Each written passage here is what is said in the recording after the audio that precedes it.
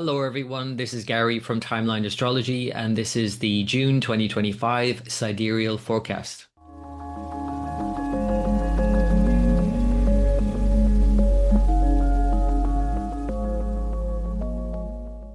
So, the first thing to talk about is the transit of Mars moving into Leo on June 6th. This is after months of Mars hanging around in Cancer, where it is not happy, where our will and motivation might have been lacking in recent months and where we have potentially also overreacted in many instances. So you might have found yourself frustrated at the lack of clear direction or motivation to get something done in your life, whatever Mars represents for you personally, of course. And then you might have overcompensated and then pushed harder than you needed to, and then created more problems, maybe even exhausted yourself in the process. And this is something most of us do every morning of our lives when we get up and drink a cup of coffee.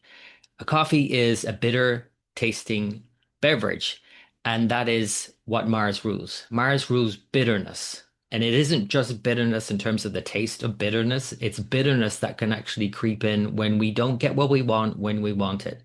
So, thinking about how you've dealt with Mars now in the last few months is important to recognize because how you dealt with that is likely to also show how you're going to deal with the next one when Mars moves into Leo. Because although Mars is moving from a weak position in the first week of June into a very strong position, that doesn't mean that's good. It really depends on your individual situation. How can you handle this extra energy, this impulse to react and take action very impulsively? Because Mars is moving into Leo and conjoining Ketu, the south node of the moon, which is in a way more reactive than Mars.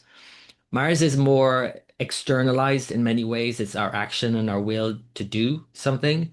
Ketu is very subversive and very hidden, and they both are said to rule Scorpio in the Indian system. So it's a very hidden dynamic going on here, but it's in the sign Leo, which is usually quite externalized as well. It's quite an extroverted sign, and it wants to rule, right? We all want to rule something. We want to be in control of some area of our life, in other words.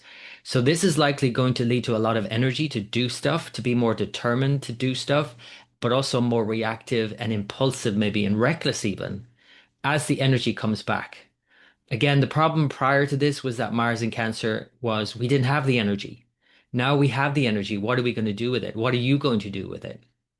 So just to be mindful of your energy, in other words, mindful of being very reckless once you get your energy back and have the motivation to do something, and just do it, of course, because you need to do it, but do it mindfully, I would say. Whatever, again, Mars rules for you personally, and now adding in the sign Leo, wherever that sits in your birth chart. So as Mars moves into Leo and conjoins Ketu, it will have an aspect onto Saturn, which is about to conjoin Neptune in Pisces. It has this eighth house aspect. And as well as the fourth house aspect, Mars is all about protection, which is fourth house, and removing obstacles, which is eighth house, and fighting for something. That's eighth house. So as it's fighting over something in Leo, in the sign that is very fiery, and then looks at the eighth sign from there, Pisces, we're likely to see some results from that. There's likely to be some explosive events in the world, maybe even some major attacks that have a knock-on effect. Now, this could be that it has an effect on the water, like literally maybe even a man-made or a natural disaster, like a major one, like a explosive event on the oceans with some sort of submarine or a ship. Or it could be that there's a natural disaster like an earthquake or volcano that has an impact on the ocean. It could also, though, be more figuratively this event in our lives personally, and it will be an event in our life anyway, personally, that has a knock-on effect on us and our ability to see something through. Saturn and Neptune in Pisces is about being clear about what is possible and what is not ever going to happen. So Mercury then moves swiftly through Gemini from June 6th to 22nd and then moves into Cancer where it will stay a lot longer because of its retrograde in July. That's a whole other complication in July with again Mars Ketu coming together by a degree and then a Mercury retrograde on top of that. It just adds further complexity for travel, business, everyday stuff, communications, tech issues, all of that. In June, actually, Jupiter and Mercury come together in Gemini, where Mercury rules, and that could be a very powerful time for getting things clear, communicating something, and travel and all of those things. However, it is also overly stimulating us. Mercury in Gemini is moving swiftly through the sign with Jupiter there, and we might not know what's true because there might be so much information thrown at us. And just like when you go on a trip or many trips or short trips, that's the nature of Gemini. It's so exciting and it's so stimulating and overstimulating likely that you don't really know what to believe. And that's likely what June is going to feel like also with everything else that's going on. We're going to see a lot of reporting, obviously, and a lot of media and their spin on things. So we have to be mindful of that. And it's hard to get to the truth because of Jupiter in Gemini, where Mercury kind of wins out in that case, where being bombarded with information wins out over knowing what's true, what's right. That's Jupiter in Gemini as well. On June 11th, we have a full moon in Sidereal Scorpio. This is where the moon is at its weakest, and it is at the end of Scorpio in the lunar mansion Jeshta. And all that means is that the moon, the mind, the heart, the feelings can feel a bit like the worst could happen. We might anticipate the worst. It's about catastrophizing at its worst in a sense, but in another way, it's not the worst thing to do because indeed it's good to be prepared for the worst. And that saying, preparing for the worst, hoping for the best would tie in with this full moon. Of course, we need to be mindful that we're doing that and doom scrolling to the point that we're only thinking about the worst. And yes, we need to be prepared. And now when we're seeing governments over all over the world preparing their populations more and more for war, for major issues, like prepping literally the populations of the world, that's a very Scorpio kind of theme. Like, let's prepare for the worst. We don't know what's going to happen, of course, but let's prepare for it. This moon, I think, is all about that when it's squaring the nodes and Mars conjunct one of the nodes and Uranus squaring Mars, and that means Uranus opposite this full moon with the sun. It does seem like a trigger point for sure. And it's interesting to see how this correlates with Donald Trump's birth chart. President Trump has Mars in Leo anyway from birth. It's triggering that in his chart. He has the full moon in Scorpio in his birth chart. He has Uranus opposite in Taurus with the sun.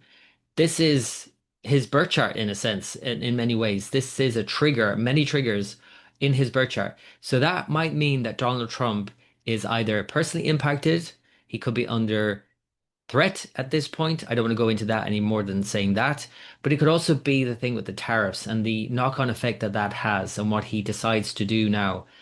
And we can see this going on anyway, because when we see as well Mercury moving into Gemini, where it is again in his birth chart, like it's another repeating pattern that he has in his birth chart, one after the other. That Mercury in Gemini could be this back and forth, and that back and forth itself creating the instability in the markets and in the economy. But whatever happens, again, we have to think about it personally, as in we need to be prepared for the worst, but we also have to keep an open mind about it, that we have to also hope for the best. That's what Sagittarius, the next sign, is all about. So as the moon then moves into Sagittarius, yes, we've prepared. You can do all the preparation you need to, but you don't have to dwell in that place. You don't have to stay there and get stuck, because that's the other side of a moon in Scorpio. It tends to get stuck in that kind of catastrophe and catastrophizing. Even if something were to happen, we have to move on with our life. Even if the worst happens, we move on. And let's face it, we move on in the biggest way when the worst happens. What we think is the worst actually might not even be the worst, might be the best thing to happen. So that's a moon in Scorpio. Be mindful of it on June 11th, around that time. And then on June 25th, we have a new moon in Sidereal Gemini. This is as Mercury has slipped into Cancer. And now we have an interesting dynamic going on because not only do we have an exchange between Mercury and the moon during this new moon in Gemini, but we also have Jupiter in Gemini with Mercury in Cancer. And it kind of mixes up a lot of things and makes us likely to be a bit confused about it, where our head and heart don't really know where to land. We might get confused about what we feel and think something that we don't know if we should think, or feel something and we can't explain how we're feeling. It's kind of like Mercury does better in Gemini, quite obviously, because it's more rational and analytical. Jupiter and the moon both do better in Cancer because it's more intuitive. And intuitive also means that we don't think our intuition, we feel our intuition. We have a sense of something, we feel something. And so this is getting mixed up now. We might think something, but then feel something else, or we might fail to express how we feel or not understand how we feel at all. And that's one of the issues about this new moon in Gemini. It's very busy mentally, I would say. A new moon anyway is, but a new moon in Gemini conjunct Jupiter in Gemini, this is very mentally busy. And there might be a lot of different opinions floating around, and that further confuses the matter. And we don't really know what to think. We don't know what to think is true anymore because everybody's got an opinion. So as we see the sun move through sidereal Gemini from mid-June to mid-July, we also have the solstice as that occurs. The solstice is not a change of signs in the sidereal zodiac. It is in the tropical, but it is either way a change of the sun's direction. And that is what the tropical zodiac essentially is. It's about the solstices and the equinoxes and the sun's direction at any given time of the year. And so it's not that it's not useful, it's very useful to see the path of the sun. So as we see now on the northern hemisphere, the sun has reached the height of its journey. It then shifts, it then starts to move towards its southern direction. And so that's a big shift. But it's not one we typically observe because in the height of the summer, or if you're on the southern hemisphere in the depths of the winter, you don't see it. You don't see it happening. It's a slow, gradual process that unfolds throughout the year. But it is a good time, I think, at that pinnacle, whatever that might be, up or down, to pay attention. Pay attention to whatever extreme it highlights in your life, the change of direction that it represents for all of our lives, and to just be as much as you can be still with that process. The last thing I want to mention here is that overall, we have a very sort of slippery kind of astrology going on in these months. And that is because all of the visible planets are heaped up on one side of the lunar nodes, Rahu and Ketu, as the lunar nodes themselves have moved signs. Rahu, the north node, has moved into Aquarius. Ketu, the south node, has moved into Leo. This has overall sparked something revolutionary. There's likely to be more protests in the coming couple of years and a lot of pushback against leaders who are doing what they're doing. And with that, in this time, because there's a lot of uncertainty with the planets piled up on one side of the nodes, we tend not to be able to act very clearly from that kind of place of confusion, as everything feels like it's slipping and sliding and changing within our psyche, within the zeitgeist. It's very hard to kind of make a move on that when we're trying to see how it's all going to play out. But as things settle down in the coming months, it will be clear that, okay, this is not right and we need to push against this, or this is what's happened. Now we need to like do this. So I don't think that it's necessarily going to lead to massive uprisings initially. I think what happens though in the next few months is going to eventually, because that is what the nodes promise in these signs, Aquarius and Leo. So that is the month of June. It's not an insignificant month by any means, but in a way, it's also leading to bigger things in July.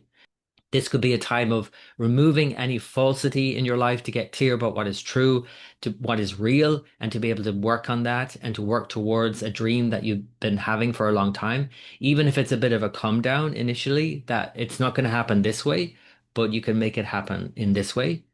And I think that's essentially what this astrology is reflecting more than anything. So I wish you all the very best for June. If you would like to follow my Patreon, you can go to patreon.com/timeline astrology, where I post sign by sign forecasts. So you'll get your particular sign and what is going on for each sign each month. Wishing you all the best, and until next time.